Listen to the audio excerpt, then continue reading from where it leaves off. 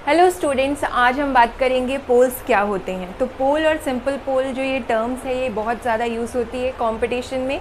इससे रिलेटेड एक ना एक क्वेश्चन ज़रूर आता है कॉम्प्लेक्स एनालिसिस से। तो अभी हम पढ़ेंगे पोल क्या होता है। तो पोल आपका क्या है, अ सिंगुलर पॉइंट। जो भी आपका सिंगुलर पॉइंट है Z0 जो कि कॉम्प्लेक्स प्लेन में है, उस पॉइंट को आप पोल कहेंगे फंक्शन f का। अगर जो लॉरेंट सीरीज़ है, जब आप लॉरेंट सीरीज़ लिखते हैं, जिसने अभी तक लॉरेंट सीरीज़ नहीं पढ़ा है तो वो है, मैं ऑलरेडी एक्सप्लेन कर चुकी हूँ, तो आप देख सकते हैं, उसका लिंक है डिस्क्रिप्शन में। तो जो लॉरेंट सीरीज़ होता है उसमें जो प्रिंसिपल पार्ट होता है, आपको पता होगा लॉरेंट सीरीज़ में दो पार्ट्स होते हैं, प्रिंसिपल पार्ट, एनालिटिक पार्ट। तो जो प्रिंसिपल पार्ट है वो क्या होना चाहिए, उसमें आपकी n टर्म्स होनी चाहिए इस तरह से। तब जो पॉइंट Z0 है वो क्या कहलाएगा, वो कहलाएगा pole of order n। n क्यों, क्योंकि यहाँ पर n एलिमेंट्स हैं, किसमें, principal part of Laurent series में। देखिए ये आपका प्रिंसिपल पार्ट है जिसमें z जो है वो आपका डिनोमिनेटर में रहता है।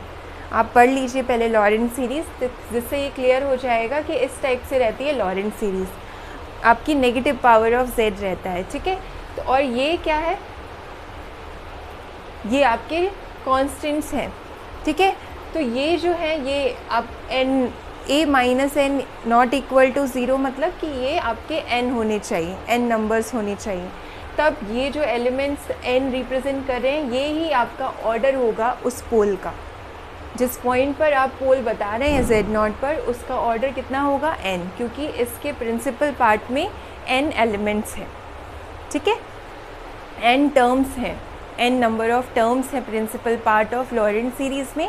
इसलिए उस पॉइंट पर जो पोल है उसका ऑर्डर कितना होगा, n होगा।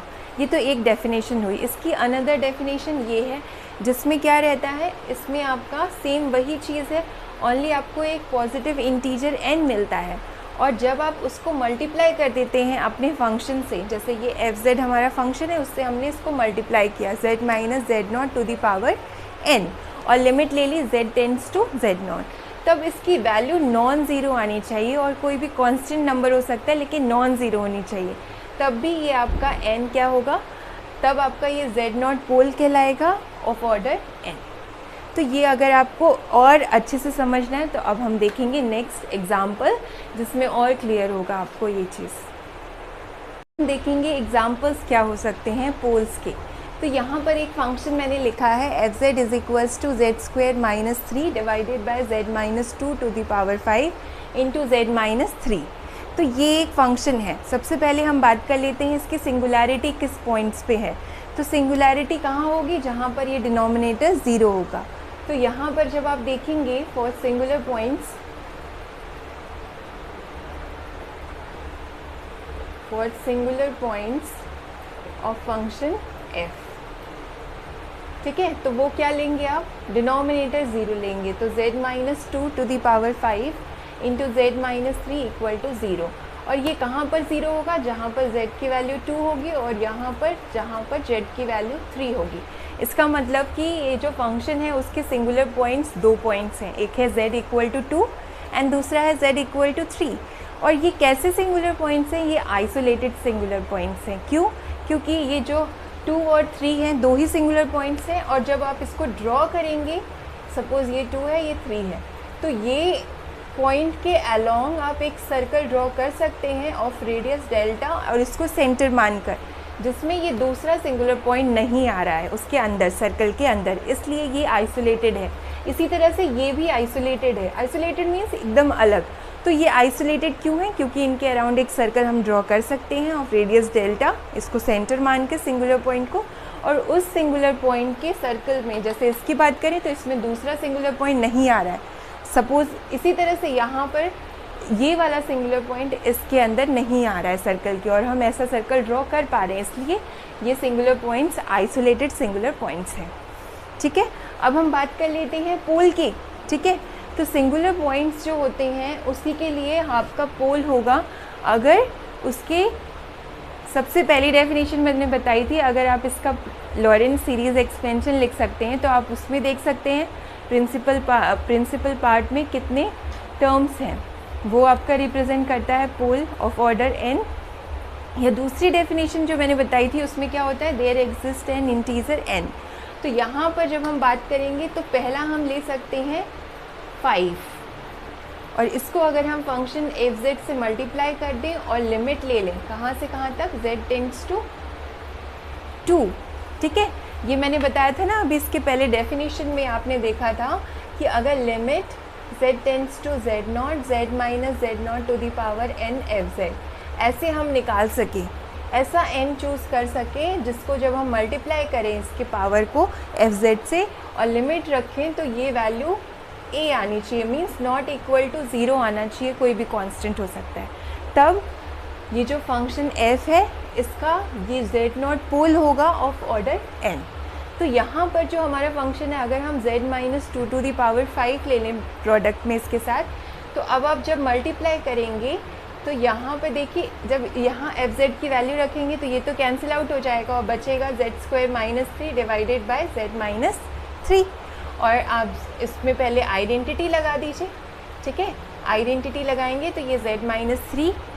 ओके, आइडेंटिटी नहीं लगा रहे, हम क्या करें यहाँ पर z की वैल्यू 2 रख देंगे, तो ये हो जाएगा 2 का स्क्वायर 4 और यहाँ 2 माइनस 3, तो ये आपका कितना आ गया, -1। ठीक है, और -1 कैसा है, नॉन ज़ीरो है। इसका मतलब कि इस फंक्शन के पास फंक्शन f, ओके, हम क्या लिखेंगे, function f has pole of order, कितना ऑर्डर है, 5 at z is equals to 2। ठीक है, z इक्वल टू 2 पर इस फंक्शन के पास पोल है और कैसा ऑर्डर का है, 5 ऑर्डर का। ठीक है, ये हो गया। अब सेकेंडली हम लिख सकते हैं इसको f(z) को मल्टीप्लाई कर सकते हैं किसके साथ, z माइनस 3 पावर 1 के साथ। इससे क्या होगा, लिमिट z टेंड्स टू 3। देखिए ये मैंने क्यों लिया है, क्योंकि जहाँ पर सिंगुलैरिटी है वहीं पर आपको पोल मिलेगा, उस वहीं पर आप क्लासिफाई करेंगे कि कैसी सिंगुलैरिटी है। तो हमें सिंगुलैरिटी मिली है 2 और 3 पर, तो इन्हीं पॉइंट्स पे हमें चेक करना है कि पोल है कि नहीं है।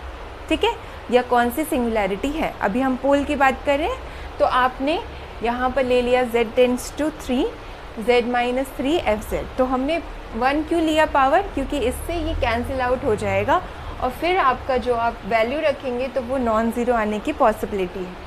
तो यहाँ पर देखिए क्या आ जाएगा, लिमिट z टेंड्स टू 3 और f(z) की जब वैल्यू रखेंगे तो ये कैंसिल आउट हो जाएगा, ये बचेगा z² minus 3 divided by z minus 2 to the power 5। z की वैल्यू रख देंगे 3, तो ये होगा 9 माइनस 3, 3 माइनस 2 1 और 1 की पावर 5 1 ही रहेगा और ये आ गया आपका 6 which is not equal to 0। इसका मतलब कि ये कंडीशन सेटिस्फाई हो रही है एंड इसका मतलब ये हो गया कि फंक्शन जो f है उसके पास क्या है, फंक्शन f हैज़ सिंपल पोल। क्यों, क्योंकि यहाँ देखिए n की वैल्यू 1 है, मतलब n की वैल्यू 1 है, तो मैंने आपको बताया था कि अगर n की वैल्यू 1 होती है तो वो सिंपल पोल कहलाता है। ठीक है, that means function f has simple pole at z is equals to 3। ठीक है, तो z इक्वल टू 2 पर पोल है of order 5 and z is equals to 3 पर पोल है ऑफ ऑर्डर 1 जिसको कहते हैं सिंपल पोल।